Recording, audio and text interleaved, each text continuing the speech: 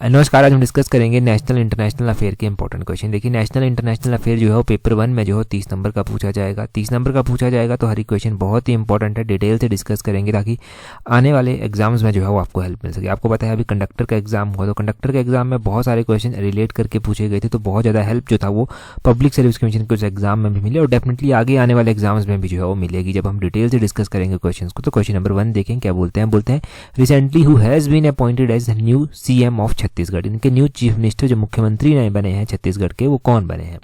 अभी हाल फिलहाल में जो है ना वो कुछ स्टेट्स में इलेक्शन हुए थे, तो हमने क्या पढ़ा है कि छत्तीसगढ़ के जो नए मुख्यमंत्री बने हैं उनका क्या नाम है, अभी ये बने हैं और इनका नाम है विष्णुदेव। ऑप्शन बी जो है वो सही आंसर है। विष्णुदेव जो है वो अभी हाल फिलहाल में जो है ये मुख्यमंत्री बने हैं छत्तीसगढ़ के। छत्तीसगढ़ में बात करें लेजिस्लेटिव असेंबलीज की कितनी सीट है, 90 सीट्स है छत्तीसगढ़ में। और छत्तीसगढ़ में बीजेपी अभी इलेक्शन हुए तो बीजेपी जो था वो विनर पार्टी के रूप में आई, 54 सीट्स जो था वो बीजेपी को मिली।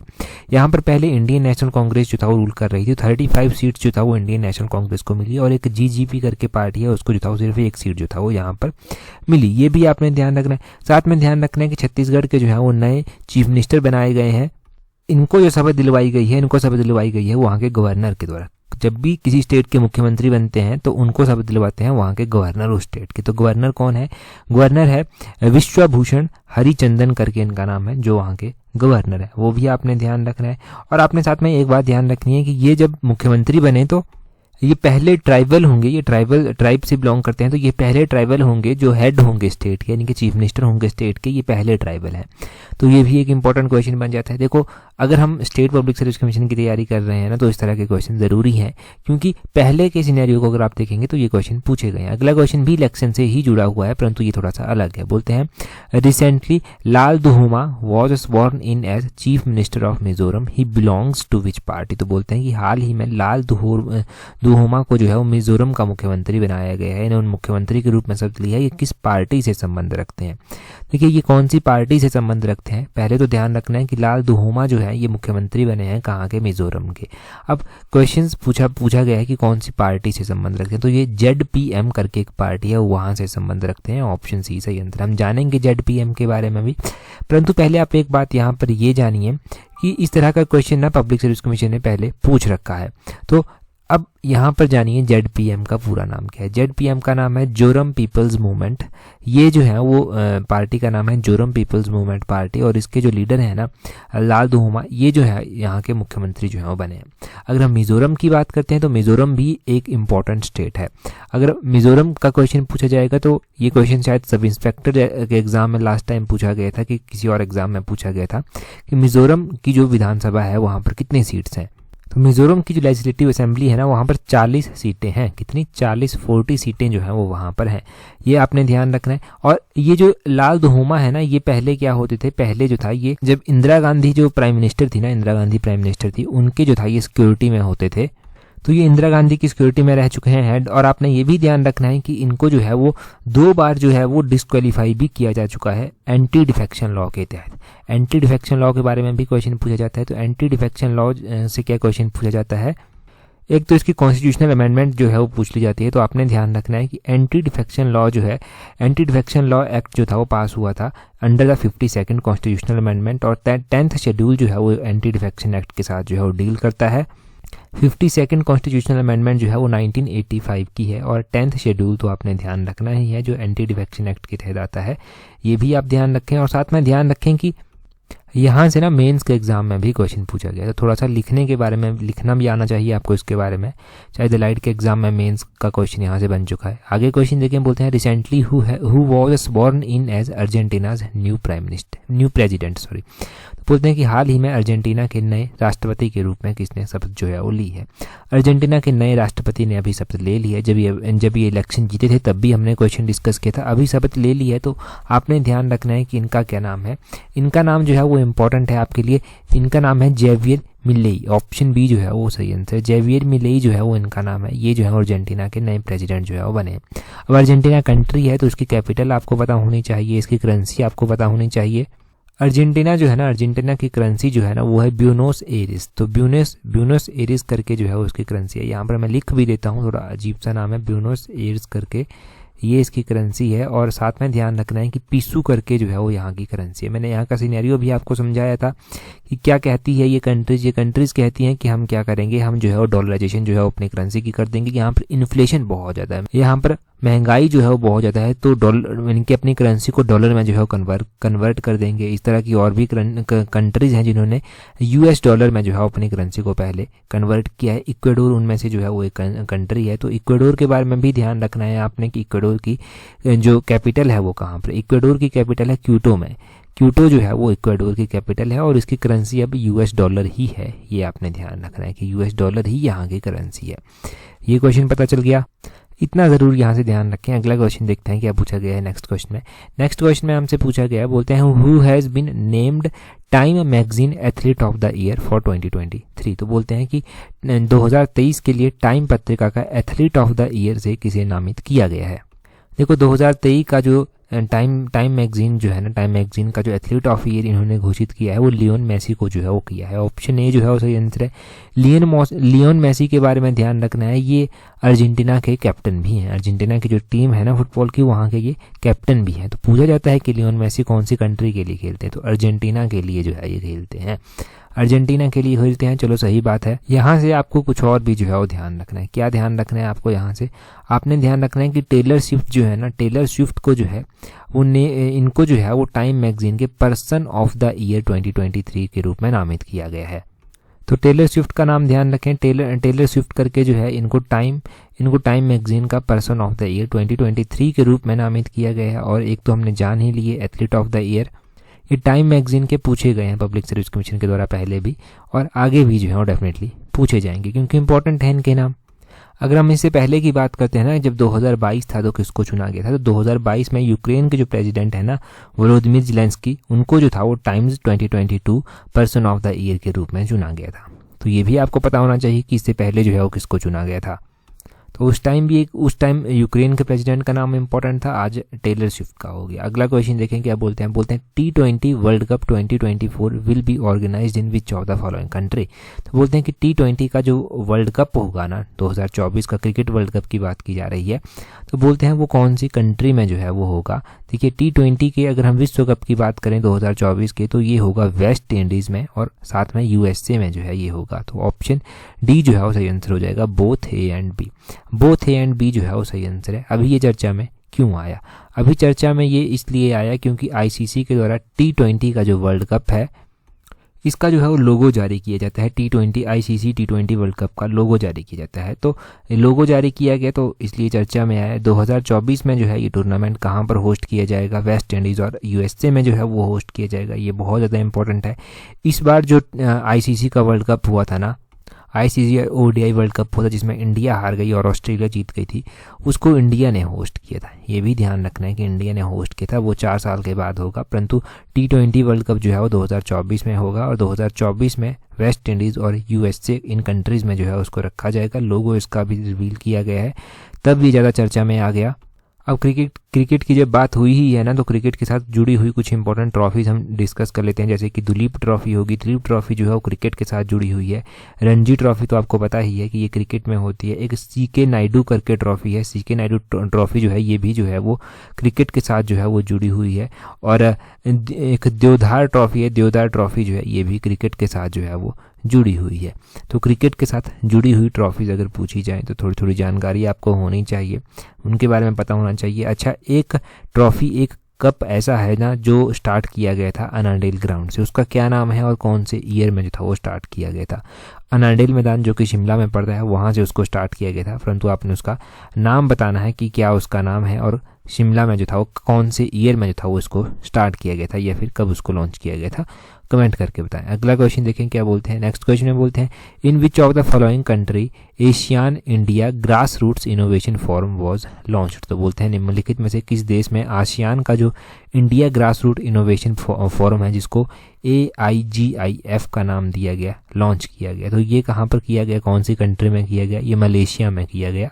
ऑप्शन बी जो है वो सही आंसर है। यहाँ से हम आसियान के बारे में जानेंगे, परंतु उससे पहले मलेशिया के बारे में थोड़ा सा जान लेते हैं। मलेशिया के बारे में आपको क्या पता होना चाहिए, मलेशिया की कैपिटल जो है वो ये एग्ज़ाम में पूछी जाती है। तो मलेशिया की कैपिटल की अगर हम बात करें तो मलेशिया की कैपिटल जो है वो कुआलालंपुर में है, कुआलालंपुर में इसकी कैपिटल है। और इसकी जो करेंसी है ना वो भी इम्पोर्टेंट है। इसकी करेंसी है मलेशियन रिंगिट करके, ये आपने ध्यान रखना है, मलेशियन रिंगिट करके जो है वो इसकी करेंसी है। तो करेंसी ज़रूर इंपॉर्टेंट हो गई आपके लिए, अलग सा नाम होता है जब भी तब ये इंपॉर्टेंट हो जाती है। अच्छा, ये भी हो गया, मलेशिया के बारे में हो गया। अब हम बात करते हैं आसियान के बारे में, क्योंकि यहाँ से नेशनल इंटरनेशनल अफेयर का 1 नंबर का क्वेश्चन पक्का बन ही जाएगा।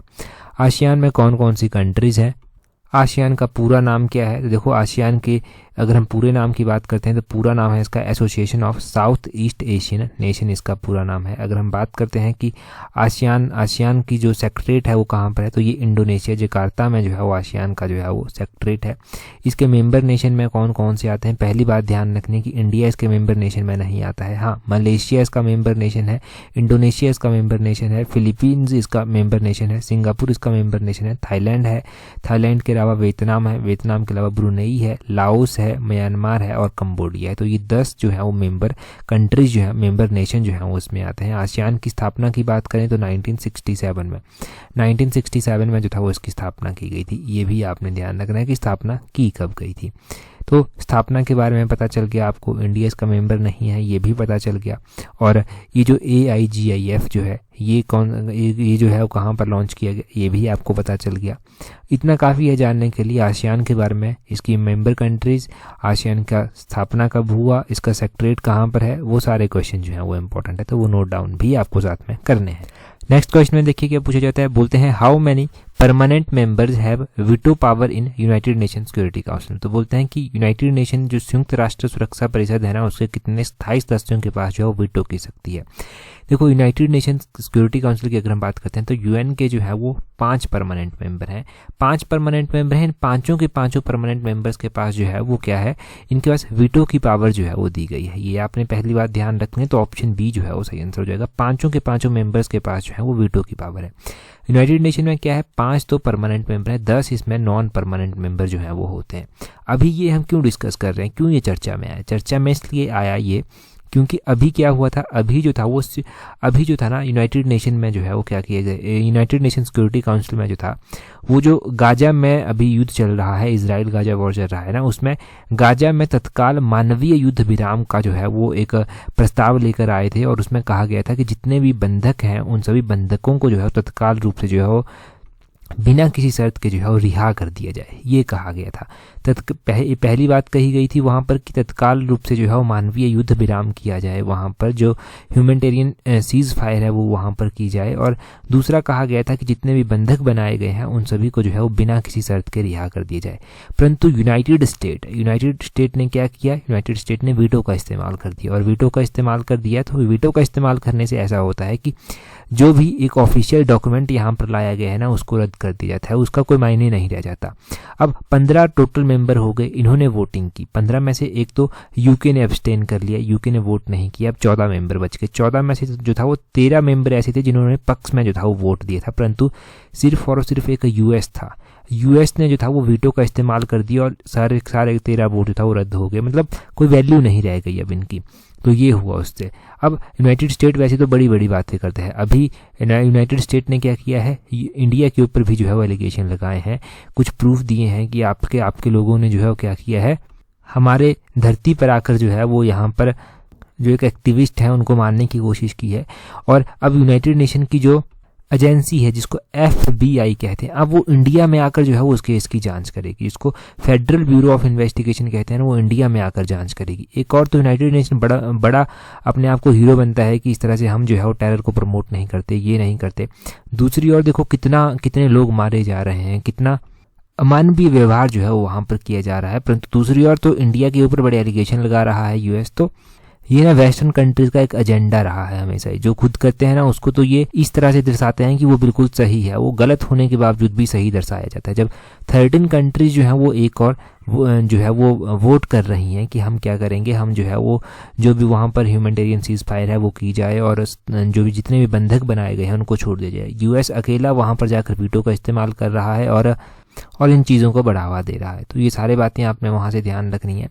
अभी हमने जो important exam point of view से, एक तो 5 permanent member, 10 non permanent member, और अब देखो यूनाइटेड नेशन सिक्योरिटी काउंसिल के जो 5 परमानेंट मेंबर है उसमें यूनाइटेड स्टेट आता है, चाइना आता है, फ्रांस आता है, रशिया आता है, यूनाइटेड किंगडम जो है वो आता है। ये सारे के सारे जो हैं वो उसके परमानेंट मेंबर है। नॉन परमानेंट मेंबर जो 10 है ना, वो सिर्फ 2-2 सालों के लिए चुने जाते हैं और चेंज होते रहते हैं। इंडिया भी जो है वो बीच बीच में बनता रहता है। अब यूनाइटेड नेशन सिक्योरिटी काउंसिल के जो प्रेजेंट टाइम में जो है वो चीफ हैं, यानी कि इसके जो प्रेसिडेंट आप कहेंगे, प्रेसिडेंट हैं, उनका क्या नाम है, उनका नाम भी इम्पोर्टेंट है, पूछा जाता है एग्जाम में उनका नाम भी। तो उनका नाम आपने ध्यान रखना है कि एंटोनियो गुटेरेस करके जो है उनका नाम है। एंटोनियो गुटेरेस जो है वो उसके सेक्रेटरी जनरल है, सेक्रेटरी जनरल जो है वो उनको कहते हैं। तो ये भी क्वेश्चन यहाँ से हो गया। अगला क्वेश्चन देखें क्या बोलते हैं नेक्स्ट क्वेश्चन में। नेक्स्ट क्वेश्चन में बोलते हैं which strait connects the Mediterranean sea with the Atlantic Ocean. तो बोलते हैं कि कौन सी जल संधि भूमध्य सागर ऐसी है जो भूमध्य सागर को अटलांटिक महासागर से जो है वो जोड़ती है। तो कौन सी है जो मेडिटेरियन सी को जो है वो अटलांटिक ओशन से जो है वो जोड़ती है, तो वो है strait of Gibraltar. Option b जो है वो सही आंसर हो जाएगा। स्ट्रेट ऑफ जिब्राल्टर जो है वो जोड़ती है, चलो सही बात है। अभी कंडक्टर के एग्ज़ाम में जो था वो यहाँ से क्वेश्चन बना था। हम क्या डिस्कस करेंगे, देखो हम बात करेंगे मेडिटेरियन सी की। मेडिटेरियन सी के साथ जो है वो कुछ कंट्रीज़ जो है वो बाउंड्री शेयर करती हैं। तो टोटल 21 कंट्रीज़ जो हैं वो मेडिटेरियन सी के साथ जो है वो बाउंड्री शेयर करती हैं। अब इन कंट्रीज़ में से आपने क्या ध्यान रखना है कि इजराइल भी जो है वो एक कंट्री है जो इसके साथ जो है वो बाउंड्री शेयर करती है। और जो मुख्य रूप से कंट्रीज़ के नाम आपको ध्यान रखने हैं वो कौन कौन से रखने हैं। इजराइल इसके साथ बाउंड्री शेयर करता है, टर्की बाउंड्री शेयर करता है, टर्की के अलावा इजिप्ट करता है, इजिप्ट के अलावा स्पेन करता है, इटली करता है। तो ये ऐसी कंट्रीज हैं जिनके नाम आपको ध्यान होने चाहिए। इजराइल में तो अभी वॉर चला हुआ है तो इजराइल तो याद रहेगा ही रहेगा। टर्की भी साथ में आपने जोड़ना है और इजिप्ट भी साथ में जोड़ना है, इटली भी साथ में आपने जोड़ना है। तो ये भी आपने ध्यान रखना है। वैसे तो 21 कंट्रीज हैं जो मेडिटेरियन सी के साथ जो है वो बाउंड्री शेयर करती हैं। उसी तरह कोई स्ट्रेट के बारे में इंपॉर्टेंट क्वेश्चन बनता है तो पाक स्ट्रेट के बारे में आपने सुना होगा। पाक स्ट्रेट इंडिया और श्रीलंका को जो है वो जोड़ती है या फिर इनके बीच में जो है वो स्थित है। इस तरह से आपने ध्यान रखना है। एक सुंडा स्ट्रेट भी है, ये जो है वो जावा सी और इंडियन ओशियन को जो है वो आपस में जोड़ती है। आपने ध्यान रखना है डोवर स्ट्रेट के बारे में। डोवर स्ट्रेट जो है वो इंग्लिश चैनल को जो है वो नॉर्थ सी से जो है वो जोड़ती है, ये आपने ध्यान रखना है। आपने ध्यान रखना है यहाँ से मलाक्का स्ट्रेट के बारे में। ये अंडमान को जो है वो साउथ चाइना सी से जोड़ती है। या फिर कंट्रीज़ की बात करें तो इंडोनेशिया और मलेशिया को जो है वो आपस में ये जोड़ती है। स्ट्रेट ऑफ जिब्राल्टर का तो आपको पता चल ही गया। ये मेडिटेरियन को सी को जो है अटलांटिक ओशियन से जो है वो जोड़ती है, तो वो भी आपने नोट करना है। तो ये हमने कुछ इंपॉर्टेंट जान लिए क्योंकि एग्जाम में इस तरह के क्वेश्चन पूछे जा सकते हैं, पहले भी पूछे गए हैं। अगले क्वेश्चन में देखिए क्या बोलते हैं composite water management index in India is launched by which institution. तो बोलते हैं कि ये जो भारत में समग्र जल प्रबंधन सूचकांक जारी किया गया है ये किस संस्था के द्वारा जारी किया गया है। तो कंपोजिट वाटर मैनेजमेंट इंडेक्स जो है वो जारी किया गया है और ये नीति आयोग के द्वारा जो है वो जारी किया गया है। ऑप्शन बी सही आंसर हो गया। अब नीति आयोग ने इसको जारी किया। ये जो है वो जितने भी स्टेट्स हैं, यूनियन टेरिटरीज हैं इंडिया की, उनका जो वाटर मैनेजमेंट परफॉर्मेंस है ना उसकी रिपोर्ट जो है वो देता है। ये नीति आयोग के द्वारा जो था वो डेवलप किया गया था और 2018 में जो है वो किया गया था ताकि वाटर मैनेजमेंट इंडिया में जो है ना उसको इम्प्रूव किया जा सके। और अभी ये चर्चा में आया तो अभी का भी जो है वो आपने ध्यान रखना है। ये कंपोजिट वाटर मैनेजमेंट इंडेक्स हो गया। देखो नीति आयोग जो है ना इस तरह के और भी इंडेक्स जो है वो जारी करता है। नीति आयोग एक तो ये हो गया composite water management index. NITI Aayog जो है वो एक्सपोर्ट प्रिपेयर्डनेस इंडेक्स भी जो है वो जारी करता है, ये आपने ध्यान रखना है। और नीति आयोग इसके अलावा इंडिया इनोवेशन इंडेक्स भी जो है वो जारी करता है। मल्टी डायमेंशनल पॉवर्टी इंडेक्स भी जो है वो जारी करता है। SDG जो सस्टेनेबल डेवलपमेंट गोल्स को लेकर एक इंडिया इंडेक्स जारी करता है। ये स्टेट्स के जो एनर्जी इंडेक्स होते हैं ये जारी करता है। स्टेट हेल्थ इंडेक्स जो है ये जारी करता है। तो नीति आयोग के द्वारा ये सारे काम जो है वो किए जाते हैं। इस तरह के इंडेक्स जो है वो अलग अलग जो है वो NITI Aayog time to time जो है वो जारी करता रहता है ताकि एक कंपटीशन की भावना स्टेट्स के बीच में जो है वो लाई जा सके। और अभी क्या क्वेश्चन पूछा गया था कंडक्टर के एग्जाम में, वहाँ पर पूछा गया था गुड गवर्नेंस इंडेक्स में। तो वो तो आपने पढ़ा ही है कि गुड गवर्नेंस इंडेक्स किस तरह से क्या है। अगला क्वेश्चन देखें क्या बोलते हैं what is the full form of PVTG with respect to government schemes. तो बोलते हैं कि सरकारी योजनाओं के संबंध में PVTG का पूरा नाम जो है वो क्या है। PVTG के ऊपर एक आर्टिकल न्यूज़पेपर में आया था और इसके बारे में क्वेश्चन पूछे जा सकते हैं। PVTG का पूरा नाम आपको पता होना चाहिए कि इसका पूरा नाम क्या है। इसका पूरा नाम है पर्टिकुलरली वल्नरेबल ट्राइबल ग्रुप्स। तो इसका ऑप्शन डी जो है वो सही आंसर हो गया, पर्टिकुलरली वल्नरेबल ट्राइबल ग्रुप्स करके जो है वो इसका पूरा नाम है। अब इसमें क्या किया गया है PVTG में, इसमें ना उन ग्रुप्स को डाला गया है जो कि बड़े ही रिमोट एरियाज़ में जो है वो रहते हैं, जहाँ पर एक्सेसिबिलिटी जो है वो डिफ़िकल्ट है थोड़ी सी, तो उन ग्रुप्स को जो है वो यहाँ पर डाला गया है। आपने ध्यान रखना है कि 75 कम्युनिटीज़ जो हैं वो इस ग्रुप्स में आती हैं और 18 स्टेट यूनियन टेरिटरीज जो हैं वो यहाँ पर आते हैं, जहाँ पर ये अलग अलग ग्रुप्स हैं। जैसे कि हम बात करते हैं उड़ीसा की, तो 15 जो हैं वहाँ पर PVTG ग्रुप्स हैं। आंध्र प्रदेश में 12 हैं, बिहार झारखंड में 9 हैं और मध्य प्रदेश में जो है वो 7 हैं। इस तरह से ना अलग अलग स्टेट्स में हैं। हिमाचल में इस तरह का कोई नोटेड था नहीं, परंतु 75 जो हैं वो टोटल ऐसे आते हैं। इसको प्रीमेटिव ट्राइबल ग्रुप्स जो था वो कहा जाता था, बाद में चलकर इसका नाम PVTG पड़ा था। पहले इसको प्रीमेटिव ट्राइबल ग्रुप्स बोलते थे, फिर बाद में चलकर इसका नाम पड़ गया PVTG। और PVTG का पूरा नाम एग्जाम में पूछा जाता है। यहाँ पर जो है वो 75 कम्युनिटीज़ जो हैं वो आती हैं और ये 18 स्टेट यूनियन टेरिटरीज में जो है वो फैली हुई हैं। ये बातें आपने ध्यान रखनी है। ट्राइबल डे भी जो है वो मनाया जाता है। ट्राइबल डे इंडिया में कब मनाया जाता है आपको पता होना चाहिए। तो ये 9 अगस्त को जो है वो मनाया जाता है और 9 अगस्त को मनाया जाता है। इसको वर्ल्ड ट्राइबल डे के रूप में जो है वो मनाते हैं, वर्ल्ड ट्राइबल डे के रूप में इसको मनाते हैं। अगर इंडिया के कॉन्टेक्स्ट में आपको बताऊं तो इंडिया के कॉन्टेक्स्ट में हम जनजातीय गौरव दिवस मनाते हैं। जनजातीय गौरव दिवस को जो है वो आप इस तरह से भी कह सकते हैं, ट्राइबल प्राइड डे भी कह सकते हैं। ये कब मनाया जाता है? तो जनजातीय गौरव दिवस ज़्यादा इंपॉर्टेंट है। ये 15 नवंबर को जो है वो प्रत्येक वर्ष मनाया जाता है। अब ये 15 नवंबर को मनाया जाता है। इस दिन जो है वो क्या होता है, इस दिन भगवान बिरसा मुंडा की जयंती होती है, तो उनको जो है वो श्रद्धांजलि देने के लिए इस दिन को मनाया जाता है और ये 15 नवंबर को मनाया जाता है। एक हमने वर्ल्ड ट्राइबल डे जान लिया जो कि अगस्त महीने की 9 तारीख को मनाया जाता है। एक हमने जान लिया यहाँ पर जो जनजातीय गौरव दिवस मनाया जाता है, जिसको ट्राइबल प्राइड डे कहते हैं, वो 15 नवंबर को जो है वो मनाया जाता है। तो ये दोनों के दोनों डेज आपने ध्यान रखने हैं। दोनों के दोनों ही जो है वो एग्जाम पॉइंट ऑफ व्यू से इम्पोर्टेंट भी हैं। और देखो, अगर आप तैयारी कर रहे हैं ना PGT की, तो PGT पेपर 1 की टेस्ट सीरीज हमने चला रखी है ऑलरेडी। PGT का मौका इस बार मिल गया, अगली बार जाने ना जाने मौका मिले ना मिले, क्योंकि इस बारे में कुछ नहीं कह सकते जो सिनेरियो चला हुआ है कि कब वैकेंसीज आएंगी भी या नहीं। तो इस बार जी जान लगाकर मेहनत कीजिए और PGT पेपर 1 की टेस्ट सीरीज अगर आपको प्रैक्टिस करनी है ना, तो नीचे डिस्क्रिप्शन बॉक्स कमेंट बॉक्स में उसका लिंक दिया गया है, वहाँ से जो है वो आप अवेल कर सकते हैं। अगर आप UPI से इंटरेस्टेड हैं पे करने के, तो आप डायरेक्टली हमें ईमेल कर सकते हैं।